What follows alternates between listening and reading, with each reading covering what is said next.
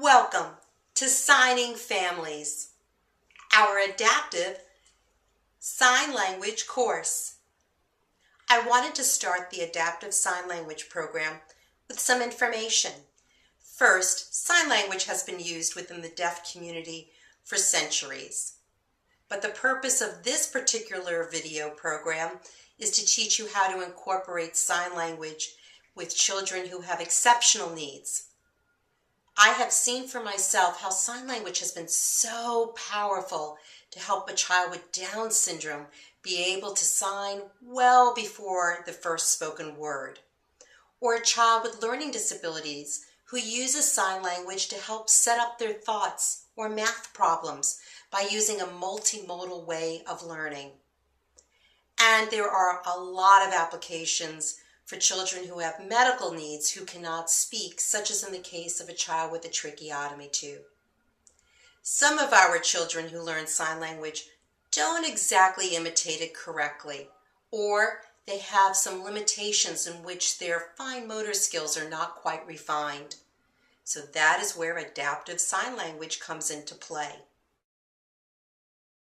The purpose of this video is to show you a lot of signs, but it is probably wise to only incorporate five signs at a time when you are first starting to sign with your family members, or in the case of a caregiver, within your daycare center perhaps. The first signs I usually advise people to start with are general signs, not specific, such as in the case of more. Because you can say more and then add later to drink. But more can be used without the drink sign. If a child is in the middle of a meal and you seem to think that they may want some more milk or water, instead of signing more milk, you can simply just say more, and using facial expression lets a child know that it's a question, as well as the tone of your voice. Which brings me to, do you need to stop speaking when you're signing?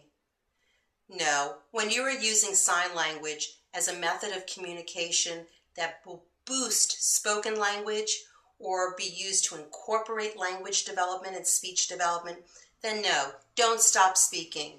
But you don't need to sign every single word when you first get started. Then you will see that there will be more to this program that will include details, colors, numbers, all kinds of learning tools for you. I've also included behavioral signs and signs to keep your child safe. From time to time, you will have an opportunity to meet some of my friends here at Signing Families.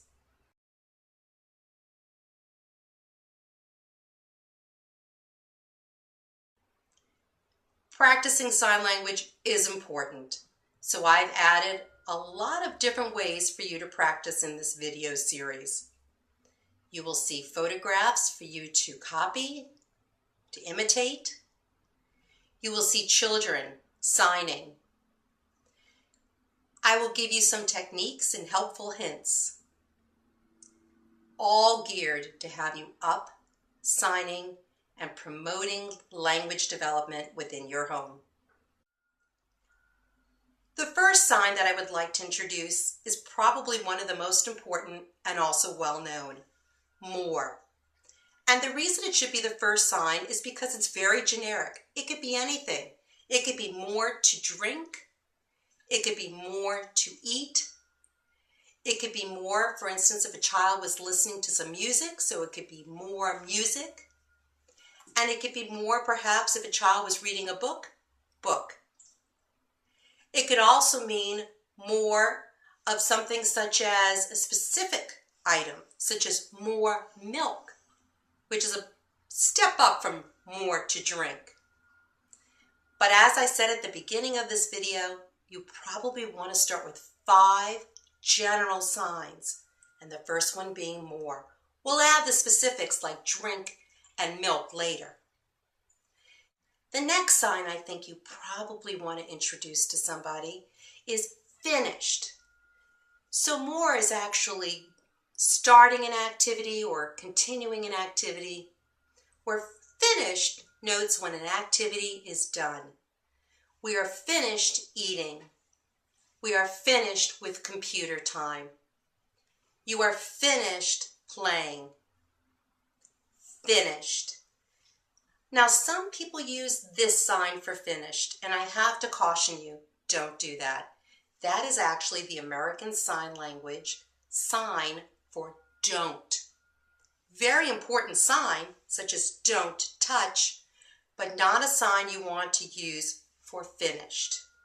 Now, finished can also look like this. Some signs are regional, so people in New York may sign slightly different than those in Texas, or from community to community. So finished or finished.